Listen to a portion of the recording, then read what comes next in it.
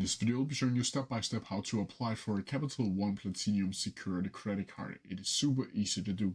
So the first thing you need to do is open up your favorite browser, and then from here you'll need to go up to capitalone.com. From here it should bring something like this. And here you'll need to go over to the menu and says credit card and then credit building.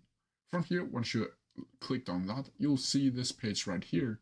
And if you scroll down, you'll see the Platinum secured over here. From here, you have two options. You either have the option to check my eligibility, or you can apply now. To apply now, you'll simply click apply now, and then a new page will pop up with the application page for Capital One Platinum secured credit card. And as you can see, it should look something like this.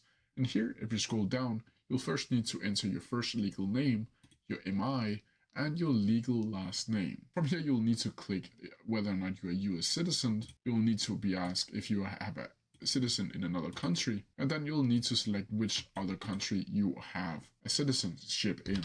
Then from here, you'll need to click continue, and here you'll need to select where you live, so your residential area, your apartment, zip code, city, and state. You can also add a mailing address if you have a different resident address. From here, after you've done that, you'll need to click continue. And then from here, you'll need to fill in all of the information, your mobile phone number, email, so Capital One can get in touch with you whether or not you have been accepted into this specific credit card. Once you've done that, you'll need to click send application. And from here, you'll need to wait a couple days before you'll get an answer whether or not you have been accepted into the Capital One Platinum secured credit card. But then from here, you'll get to know in that specific email what you need to do to get the Capital One credit card sent to you.